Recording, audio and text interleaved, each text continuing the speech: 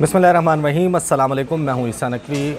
आज 22 अक्टूबर का आगाज़ हो गया जिसमें मैं ये वीडियो रिकॉर्ड कर रहा हूं। मैं इस वक्त मौजूद हूं लाहौर के अल्लामा इकबाल इंटरनेशनल एयरपोर्ट पर। ट्रैवलिंग की वजह से आप लोगों से गुफ्तगू नहीं हो पाई।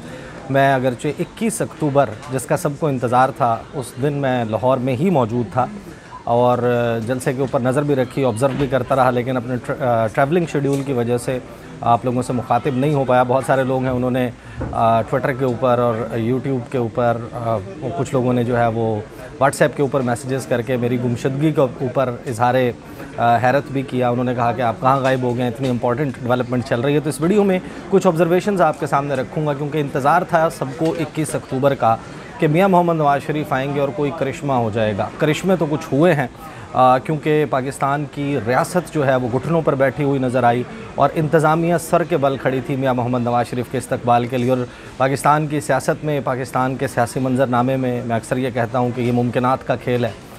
It's a game of possibilities. और आपको ऐसी ऐसी चीज़ें नज़र आती हैं कि वही मियाँ मोहम्मद नवाज़ शरीफ जो कि आपको अंदाज़ा है कि रियासत की किन किताबों में मौजूद थे, उनके ऊपर कितना बड़ा सुर्ख रंग का दायरा और कांटा लगा हुआ था, और वही मियाँ मोहम्मद नवाज़ शरीफ उनको जिस किस्म का प्रोटोकॉल पाकिस्तान में दिया गया, ज़ाहिर है कि मैं उनकी तकरीर पर भी आऊँगा। तकरीर में जो कुछ उन्होंने कहा वो बड़ा दिलचस्प था। 2 ट्वीट्स का मामला है। वो 2 ट्वीट्स क्या आई और ओन चौधरी की प्रेजेंस और फिर उसके बाद कुछ ख़बरें जारी किया जाना, वो क्या मैसेज करता है। फ़िलहाल अगर जलसे की बात करें तो मीनार पाकिस्तान पर इज्तिमा जो है वो अच्छा इकट्ठा कर लिया।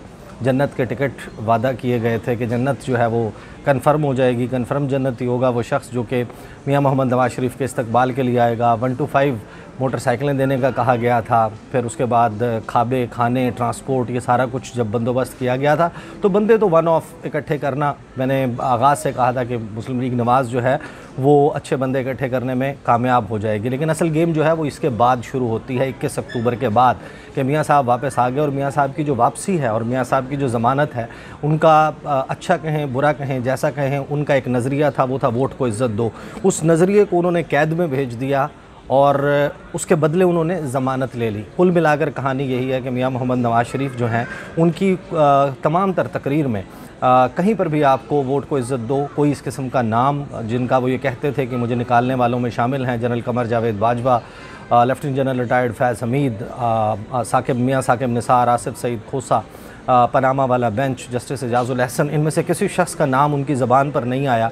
लेकिन हैरान कुन तौर पर उनकी जो तकरीर थी, उस तकरीर से पहले जो उनकी पाकिस्तान आमद है उसका आप अंदाज़ा लगा लीजिए कि पाकिस्तान में एक तारीख़ रकम हुई है। और तारीख़ एक नई ये रकम हुई है कि एक शख्स जो कि सज़ा काट रहा हो, पहले तो उनका जाना जो है वो एक तारीख़ थी कि किस तरीके से उनको इलाज की गर्ज से बाहर भिजवा दिया गया। फिर वो 4 साल चकमा देकर पाकिस्तान के इदारों को, पाकिस्तान के अदालती और इंसाफ के निज़ाम को, वो लंदन बैठे रहे। वो दुबई आ सकते थे, वो यूरोप का टूर कर सकते थे, वो सऊदी अरब आ सकते थे, लेकिन वो पाकिस्तान नहीं आए। एक तो ये सारा मामला। उसके बाद जिस वक्त वो पाकिस्तान आए तो आप हैरान हो जाएंगे इस बात को देखकर कि पाकिस्तान के निज़ाम इंसाफ में किसी भी शख्स को जो कि सज़ा काट रहा हो, उसके आने के बाहर यही 3-4 तरीके हैं। एक तरीका ये है कि उसको जो है वो पैरोल के ऊपर रिहाई मिले। एक तरीका ये है कि वो अपनी सज़ा जो है वो मुकम्मल करके बाहर आए, या फिर उसको जो है वो उसकी सज़ा मुअत्तल हो जाए, ये तीसरा तरीका। और चौथा तरीका ये है कि उसको आगे अपील में जो है उस मुकदमे में बाइज़्ज़त बरी कर दिया जाए। अब ये चारों पॉसिबिलिटीज़ नहीं हुई, उसके बावजूद मियाँ मोहम्मद नवाज़ शरीफ, उनका तैयारा पाकिस्तान की फ़िज़ाई हदूद में दाखिल हुआ। पाकिस्तान का सरकारी टेलीविज़न जो है वो उसको लाइव कवर कर रहा था। उनके जो रिपोर्टर्स हैं उनका जो वालहाना लहजा था, जिस तरीके से उसका इस्तकबाल कर रहे थे, तो ये वाज़ेह तौर पर नज़र आता था कि ये गुफ्तगू हो रही है एक शख्स की जो कि प्राइम मिनिस्टर इन वेटिंग है। सवाल ये है कि आप उनको वज़ीर-ए-आज़म बना लेंगे, ये तजुर्बा भी कर लेंगे, लेकिन इस तजुर्बे के नतीजे में क्या वो हासिल हो पाएगा जो मियाँ मोहम्मद नवाज़ शरीफ से दरकार है। अब आ जाते हैं मियाँ साहब की तकरीर और उन तमाम अंदाज़ और अतवार की तरफ जो कि इख्तियार किए गए इस तमाम चीज़ के लिए। एक तो ये कि 11 एकड़ का पंडाल था, 40,000 कुर्सी थी, 10 लाख का दावा था। ज़ाहिर है कि 10 लाख बंदे 40,000 कुर्सी पर नहीं आ सकते, लेकिन एक साइजेबल क्राउड आपको नज़र आया लाहौर में। और ज़ाहिर है कि रात के वक्त जिस वक्त फ्लैश लाइट्स ऑन होती हैं और ड्रोन जो उड़ा रहे हैं वो अगर आपके अपने कंट्रोल में है, जो उसकी मेन कवरेज है, जो तमाम टीवी चैनल्स को दी जा रही है, अगर उसका ब्रॉडकास्ट का कंट्रोल आपके हाथ में है तो फिर आप मजमा अपनी मर्ज़ी का भी दिखा सकते हैं, उसमें इंसर्शंस लगाकर उसको चेयर करता हुआ भी दिखा सकते हैं। बस ये कहने का मतलब ये नहीं है कि लोग वहाँ पर जो है वो स्टेज के साथ कनेक्टेड नज़र नहीं आ रहे थे। ज़ाहिर है कि मुस्लिम लीग नून जो है वो पाकिस्तान की एक बड़ी सियासी हकीकत है, तो उनका एक कनेक्ट जो है वो स्टेज के साथ नज़र आ रहा था, ख़ासतौर पर जब मियाँ मोहम्मद नवाज़ शरीफ आए। लेकिन मियाँ मोहम्मद नवाज़ शरीफ की जो वापसी है वो आप अंदाज़ा लगाइए कि एक पॉलिटिशियन जो लगभग 6 साल से ये तैयारी कर रहा हो कि उसको दोबारा स्टेज कब मिलेगा, 6 साल का वक्त उसने इस जलसे की तैयारी में गुजारा, और 4 साल तो ख़ास तौर पर वो जो कि उन्होंने लंदन में गुजारे, उन्होंने इस तकरीर की तैयारी की होगी कि मैं जब वापस जाऊंगा, जब मैं वापस आऊंगा तो क्या माहौल होगा, मैं किस तरीके से लोगों से बात करूंगा। तो ना उनके लहजे में जो है वो खनक थी, ना वो गरज थी, ना गुर्राहट थी, ना ललकार थी, ना चिंगाड़ थी। तो शेर आया, शेर के लहजे में इल्तजा भी थी, शेर के लहजे में गम भी था, शेर के लहजे में तासुफ़ भी था, शेर के लहजे में जो अपने आप को कहते हैं शेर, उनके लहजे में सब कुछ था। लेकिन वो चीज़ नहीं थी, वो काट नहीं थी, वो गरज नहीं थी जो कि मियाँ मोहम्मद नवाज़ शरीफ से एक्सपेक्ट की जाती, जिसके ज़रिए वो लोगों के साथ शायद कनेक्ट कर पाते। और गुफ्तगू में उन्होंने ये कहा कि मैं इंतकाम जो है उसके ऊपर यकीन नहीं रखता। मियाँ साहब, आप इंतकाम पे यकीन रखते हैं, आपको इंतकाम पे यकीन रखने के सिले में ये बता दिया गया था कि ना आप वापस आ सकते हैं और ना ही आप इक़्तिदार की राहदारियों में दोबारा जो है वो चमकते हुए नज़र आ सकते हैं। लिहाजा मियाँ साहब ने जो है वो, and to put it in those words जो कि नदीम अफजल चंद साहब ने मेरे शो में कहे, उन्होंने ये कहा था कि मियाँ साहब जो हैं वो 21 अक्टूबर को वोट को दफनाने का आगाज़ कर रहे हैं। वो जो वोट को इज़्ज़त दो का नारा था वो कहीं गायब हो गया। जिन जिन लोगों ने तकरीर सुनी, मियाँ साहब ने बातें तो की मईशत की, लेकिन अब असल गेम तो अब स्टार्ट हुई है। गेम ये शुरू हुई है कि मुस्लिम लीग नवाज़ ने दावा किया था कि इधर मियाँ साहब का तैयारा पाकिस्तान की फ़िज़ाई हदूद में दाखिल होगा। मियाँ साहब पहुँचेंगे, जैसे ही लाहौर उनका जलसा होगा, उसके बाद बिजली की कीमतें नीचे आना शुरू हो जाएंगी, पेट्रोल जो है उसकी कीमत नीचे आना शुरू हो जाएगी, रोटी सस्ती हो जाएगी, डॉलर जो है उसकी परवाज़ जो है वो थम जाएगी। डॉलर जिस हद तक रुका है, सबको मालूम है कि उसमें पाकिस्तान की फ़ौज का क्या किरदार है, पाकिस्तान के इस्टेब्लिशमेंट के इदारे जो हैं उसको किस तरीके से कंट्रोल कर रहे हैं। जो जब सियासी जमातों के हाथ में था, इन हुकूमत के इख्तियार में था, उस वक्त डॉलर किस तरीके से स्लाइड उसकी ट्राजेक्ट्री अपवर्ड थी, और पाकिस्तान का जो रुपया है वो किस तरीके से स्लाइड कर रहा था। अब मियाँ साहब की जो वापसी है उसमें कुछ मनाजिर आपने ज़ाहिर है कि देख लिए होंगे कि जो सूरत हाल तैयारे के अंदर हुई, वो सहाफ़ी जो साथ आए थे उनके दरमियान जो है वो कुछ उलझने की, कुछ लोगों के बाहर जाने की, मैंने एक अपनी वीडियो में इस बात का जो है वो मेंशन भी किया था। आप लोगों को याद होगा कि मियाँ साहब आएंगे, मियाँ साहब तैयारे से बाहर चले जाएंगे, जो सहाफ़ी हैं उनको अंदर बिठा दिया जाएगा जहाज़ के, और फिर आप देखेंगे कि वो वहीं पर हुआ, बिल्कुल एग्जैक्टली वही हुआ। लेकिन फिर एक बड़ी दिलचस्प बात हुई, कुछ लोगों ने जहाज़ के अंदर से रिपोर्ट किया कि जिस वक्त तैयारा जो है वो रावलपिंडी की फ़िज़ाई हदूद में दाखिल हुआ, और वो ज़ाहिर है कि एक 380 का टर्न जो है वो लेकर आना होता है उसने एयरपोर्ट पे रनवे की तरफ, तो अंदर मौजूद लोग जो हैं वो ये बता रहे हैं कि पायलट जो है उसने ये कहा कि अब अडियाला जेल के पास से गुजरेंगे तो हम आपको अडियाला जेल का बताएंगे, और फिर उसमें कोई नारे शारे भी लगे। और फिर जो सहाफ़ी अंदर थे उसमें कुछ लोगों ने एहतजाज भी किया कि ये क्या बात हुई कि 2 सहाफ़ियों को साथ जाने दिया गया और मियाँ साहब जो हैं वो भी चले गए और हमें यहाँ पर बिठाया हुआ है। लेकिन ये तो फिर अब होना था। बहरहाल उसके ऊपर आपको सदाए एहतजाज बुलंद होती नज़र नहीं आएगी। फिर बहुत सारे जो सहाफ़ी हैं, मीडिया चैनल्स हैं, उन्होंने जिस तरीके से इसको प्रोजेक्ट किया है मियाँ साहब के वतन वापसी को, उस पर नज़रिया आता था कि जैसे उनका अपना जो है वो कोई चीज़ स्टेक पर है, बहुत ऑब्जेक्टिवली करने की ज़रूरत थी, उसको ऑब्जेक्टिवली जो है वो नहीं किया गया। मियाँ साहब की तकरीर के हवाले से तो मैं आपके सामने मदरजात रख देता हूँ। पहले मैं आपको बताता हूँ, बड़ा इंटरेस्टिंग एक ट्वीट आया फिरदौस आशिक अमान साहिबा का, और हैरान कुन तौर पर फिरदौस आशिक अमान साहिबा जो हैं वो पाकिस्तान इस्तेहकाम पार्टी की तर्जुमान हैं, और दूसरी तरफ इस्तेहकाम पाकिस्तान पार्टी के ओन चौधरी साहब जो हैं वो उनको लाहौर एयरपोर्ट के ऊपर रिसीव करते हुए भी नज़र आए, हेलीकॉप्टर में जो है वो उनको बिठाते हुए भी नज़र आए। ये सवाल भी चल रहे हैं कि वो हेलीकॉप्टर था तो किसका था, किसने वो सवारी फराहम की। बहरहाल मियाँ साहब जो हैं वो आए, ओन चौधरी ने उनको रिसीव किया, और उनकी पार्टी ने, अब पता ये चल रहा है कि उनसे वजाहत भी तलब कर ली और ख़ुद अलहदा हो गए हैं। उन्होंने उससे अलहदगी इख्तियार किया कि नहीं जनाब, हमने तो ओन चौधरी को नहीं भेजा, इसका ताल्लुक़ जो है वो इस्तेहकाम पाकिस्तान पार्टी से नहीं है। अब सबको मालूम है कि ओन चौधरी जो है वो उनका प्लेस क्या है पार्टी में, और उनको जब वो ये करते हैं तो वो कुछ ऐसे लोग होते हैं, जब वो कुछ करते हैं तो वो पार्टी का एक्ट कहलाता है। ये नहीं हो सकता कि मरीम नवाज़ साहिबा मियाँ मोहम्मद नवाज शरीफ, शहबाज शरीफ, हमज़ा शहबाज या इसहाक डार या वो जो बिल्कुल एक क्लोज़ कैबिनेट है, उनमें से कोई भी शख्स कोई इकदाम करे और पार्टी कहे कि हमारे से तो पूछा नहीं गया, ये सब कुछ जो है वो फिक्स्ड गेम होती है। बहरहाल जो फिरदौस आशिक अमान साहिबा, उन्होंने हैरानकुन तौर पर एक बड़ा ट्वीट किया। उन्होंने कहा कि इंशाल्लाह सब ठीक कर देगा। ये वो गुफ्तगू है, ये वो नारा है जो कि मुस्लिम लीग नवाज़ की तरफ से कहा जाता है कि मियाँ साहब आएंगे और वो सब कुछ ठीक कर देंगे। जैसे उनके लिए कोई डिश तैयार की गई है, हलवा है, वो आएंगे जनाब और खा लेंगे। साथ में जो है उन्होंने क्या कहा, उन्होंने कहा कि जनाब सब इंशाल्लाह सब ठीक कर देगा का बयानिया बेचने वालों ने 7 मरतबा सूबे में और 3 मरतबा वफाक में कुछ नहीं किया है।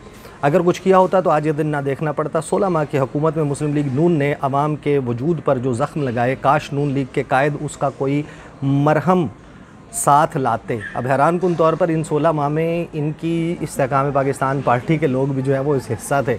मियाँ साहब की जो छोटे मियाँ साहब हैं शहबाज शरीफ, उनकी हुकूमत का वो हिस्सा थे। बहरहाल इन्होंने आगे कहा कि आज महंगाई, बेरोज़गारी और माशी तबाहली का शिकार आम आदमी खोखले नारों की सियासत की कीमत अदा कर रहा है। और आगे फिर इन्होंने वेलकम भी किया मियाँ साहब की आमद को और अपनी पार्टी के हवाले से कहा कि हाँ, मैं वो जो आगे लेकर इस मुल्क को चलेंगे। अब हैरानकुन तौर पर बात यह है कि इसमें एक मिक्स्ड मैसेजिंग मौजूद है मियाँ साहब के लिए कि मियाँ साहब के हवाले से जो दावे किए गए हैं कुछ लोग, ख़ास तौर पर अगर आप फैसल वावडा की, फिरदौस आशिक अमान की, इस्तेहकाम पाकिस्तान पार्टी की बात करते हैं तो सबको मालूम है कि वो कहाँ से, वो रेडियो की फ्रीक्वेंसी कौन सी है जहाँ से वो बात करते हैं। तो वो जो फ्रीक्वेंसी जहाँ से आती है इस्लामाबाद और रावलपिंडी और उनके गिरदो नवाह में जो है वो आती है फ्रीक्वेंसी, तो उस फ्रीक्वेंसी से आपको जब ये मैसेज किया जाता है, जब ये कहा जाता है कि मियाँ साहब जो है ये अनाउंसमेंट जो है उसकी वजह से थोड़ा सा डिस्ट्रैक्शन है, but I hope you can hear me loud and clear. तो उस फ्रीक्वेंसी से जो कुछ कहा गया वो ये मैसेज दिया जा रहा है कि मियाँ साहब आ गए हैं, वेलकम भी करते हैं, इक़्तिदार में भी आ जाएंगे। लेकिन बात यह है कि मियाँ साहब को इक़्तिदार कैसा मिलेगा। आज जो जिस तरीके से इसहाक डार साहब को गले लगाया गया और इसहाक डार साहब जो हैं वो भी उन्होंने थोड़ा सा बहुत जो है उनके आंखों में जिस तरीके से आप आंसू लाने की कोशिश करते हैं, मरियम जो है वो बड़ा जेन्युइनली वन कुड सी कि वो रोई, उनके आंसू जो हैं वो जज्बात पे काबू नहीं रख सकें। उनकी पार्टी के लिए एक इवेंट था बड़ा, दूल्हा बना के मियाँ साहब को जो है वो पेश किया गया। एक कबूतर मियाँ साहब के हाथ पे बिठाया गया सफ़ेद रंग का, और उस कबूतर ने भी जो है वो आज़ादी कबूल नहीं की मियाँ साहब के हाथ से, उड़ने से उसने गुरेज़ किया। शायद कबूतर जो है वो पला हुआ था, कहीं से लाया हुआ था, बहरहाल वो वहीं पर मौजूद रहा। मियाँ साहब ने फिर उसको उठाकर किसी के हाथ में पकड़ाया। मियाँ साहब ने जो कुल मिलाकर तकरीर की उसमें आपको कहीं पर जो है वो बहुत सारे लोगों के एंगल होंगे, बहुत सारे लोग जो हैं उसके ऊपर एतराज़ भी कर रहे हैं, मैं देख रहा हूँ बड़े तबसरे किए जा रहे हैं। लेकिन मियाँ साहब की तकरीर जो है वो टेक्निकली अगर देखा जाए तो वो बड़ी ज़बरदस्त तकरीर थी। ये एक ऐसी तकरीर थी जिसमें उन्होंने किसी को नाराज़ नहीं किया। ये ऐसी तकरीर थी जिसमें उन्होंने बता दिया कि वो यस बॉस कहने के लिए आए हैं। ये ऐसी तकरीर थी जिसमें उन्होंने ये साबित कर दिया कि वो अब एक अच्छा बच्चा बन के ये वोट को इज़्ज़त दो, सिविल सुप्रामेसी, जमहूरियत, जमहूरी अक़दार, ये सब कुछ पसे पुश्त डाल दें। आप जैसे कहेंगे मैं वैसे कहूँगा। और जो SIFC है उनका जो ब्रॉडर कंटोर्स में जो एजेंडा है वो मियाँ साहब की तकरीर में झलक रहा था। वो पाकिस्तान की तामीर व तरक्की के लिए IT के शोबे के, ज़राअत के शोबे के, इन शोबाजात के हवाले से जो बात कर रहे थे वो आपने ख़ुसूसन नोट फरमाई होगी। साथ ही मियाँ साहब ने अपनी गुफ्तगू में ये इमरान खान का नाम भी लिया और साथ ही ये भी कह गए कि मैं उसका नाम नहीं लेना चाहता। बहरहाल मियाँ साहब को जो तकरीर है वो लिख कर दी गई थी और लिखी हुई तकरीर ज़ाहिर है कि उनके सामने पड़ी हुई थी। उसको देख कर कुछ शेर व शायरी जो है वो भी कर रहे थे और उसमें यकीनन आपको हबीब जालिब का कोई शेर नहीं मिला, आपको कोई मज़ाहमती शेर नहीं मिला। लेकिन नून लीग ने पोर्ट्रे ये किया कि जैसे माओ ज़ेडुंग जो है वो पाकिस्तान आया हो, जैसे नेल्सन मंडेला या इमाम खुमैनी की पाकिस्तान आमद हुई हो, और कोई शख्स जिसने बहुत लंबी जिला वतनी किसी कॉज़ के लिए काटी हो और उस कॉज़ में कामयाबी के बाद वो वापस आ रहा हो। ये वाज़े तौर पर नज़र आया कि मियाँ साहब जो नारा लगा रहे थे, जो नारा लगाते रहे हैं वोट को इज़्ज़त दो, वो मिसिंग था। अब यहाँ से एक टेक्निकल सफ़र का आगाज़ हुआ है।